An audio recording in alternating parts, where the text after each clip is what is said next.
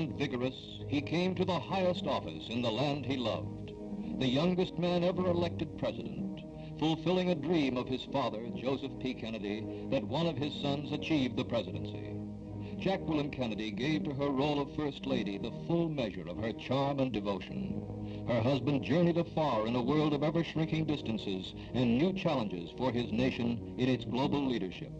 Statesmen mature in international diplomacy looked to him with respect and admiration, for he brought to his awesome office the qualities which marked him for greatness.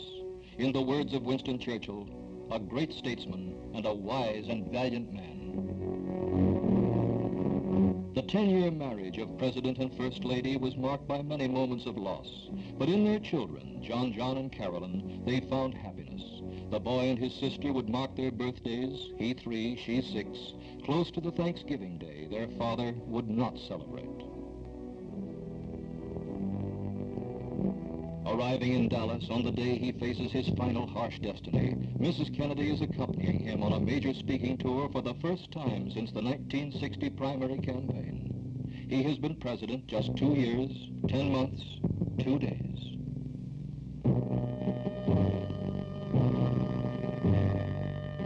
They ride in the president's familiar White House limousine, a bubble-topped convertible.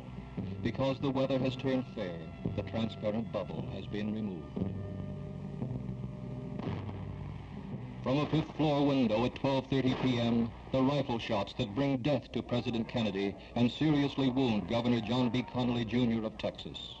The future history of the nation, and perhaps the world, is inexorably altered as the bullet reaches its human target. 29 minutes later, the 35th President of the United States, 46 years old, lies dead in Dallas's Parkland Hospital. The presidential limousine bears the marks of violent death. The flowers Mrs. Kennedy carried from the airport are twisted and torn.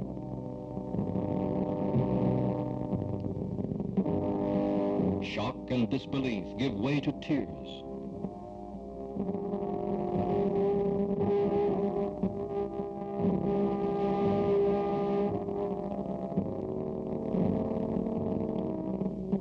The nation's and the world's reaction is one of grief and anger.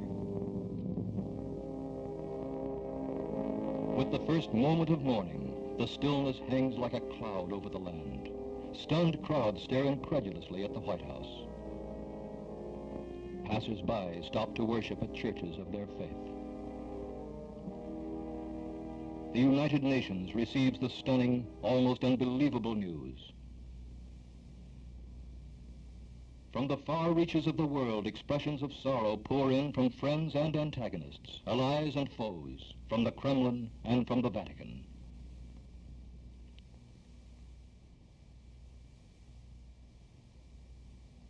At the airport, 99 minutes after Mr. Kennedy's death, Lyndon B. Johnson, a witness to the assassination, his wife at his right hand and the grieving widow at his left, takes the oath of office aboard the presidential jet, which brings the new president and the body of the late president back to Washington.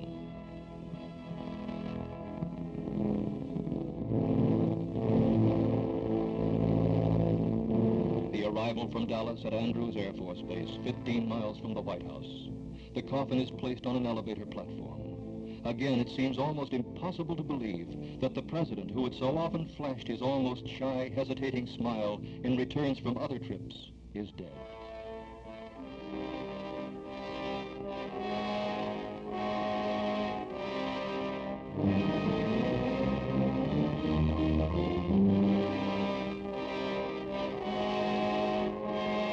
Attorney General Robert F. Kennedy is at his sister-in-law's side as she prepares to accompany her husband's body to Bethesda Naval Hospital.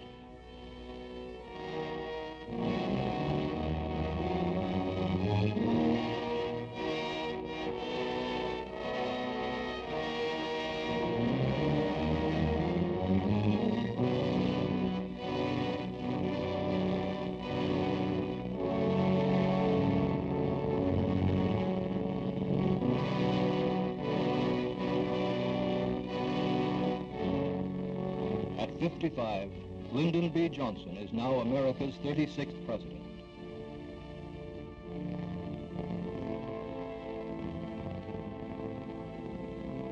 With his wife, he appears shaken and unnerved by the events of the last few hours, but his voice is firm when he speaks. This is a sad time for all people.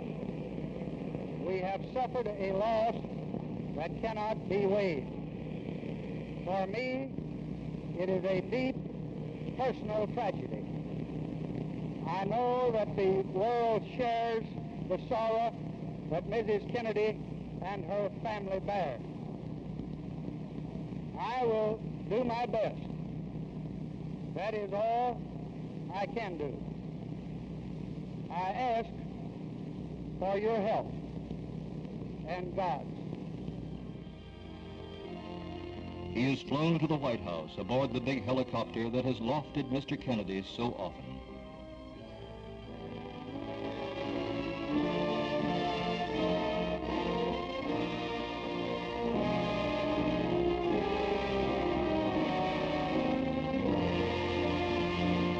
Inside the White House, Mr. Johnson begins his first formal conferences as President of the United States. At this hour, when the nation mourns for its young leader, it hears the call for unity to prove the American system can survive great tragedy.